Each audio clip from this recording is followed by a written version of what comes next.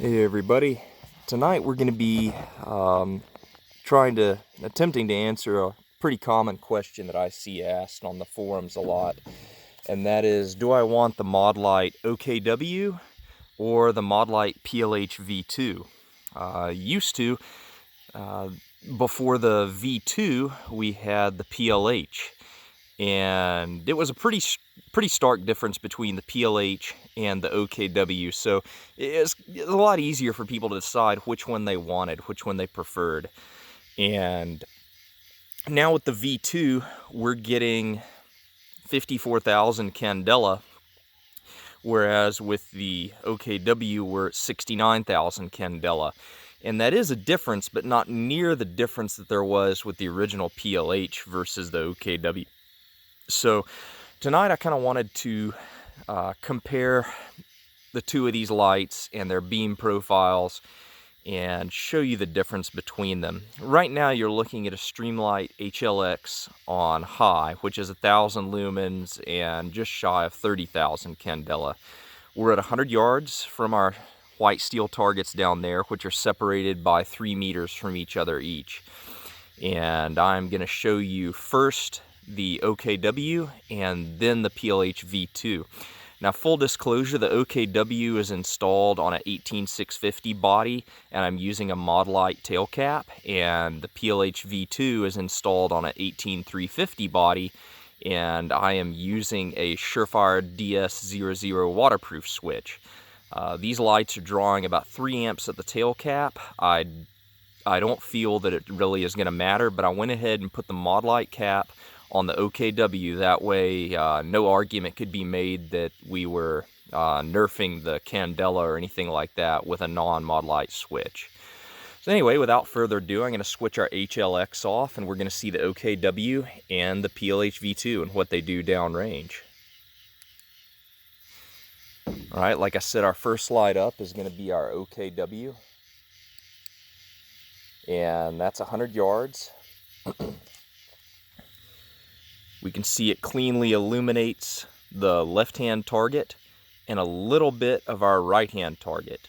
I'm going to go ahead and replace that with our PLHv2. You can see that provides a notably larger hotspot, and you can see the intensity of the beam is down just a little bit as far as our maximum lux apparent to the eye. Now, the beam on my PLHv2 is slightly warmer than my OKW. I don't know if that's just variance from bin to bin on our LEDs, or if this is something that's present between all OKWs and all PLHv2s. And that's the V2, the OKW. V2, OKW. V2, OKW. And there's our OKW panning the tree line there. That's probably about 115 yards. And our V2.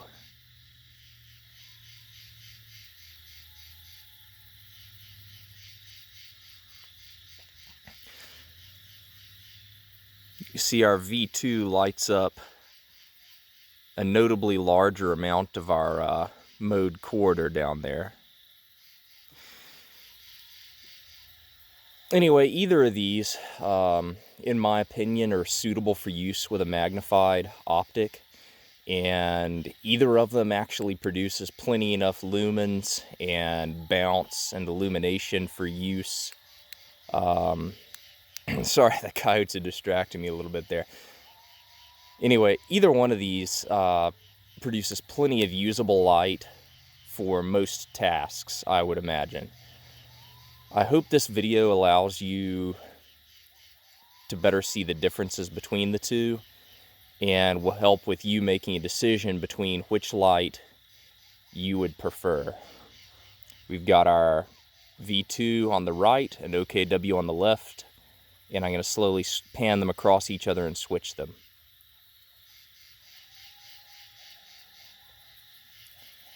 You can definitely see the difference in, there's our OKW, there's our V2. You can definitely see the difference in hotspot size as well as the lux on target. Our tree right there is probably at about 50 yards for reference.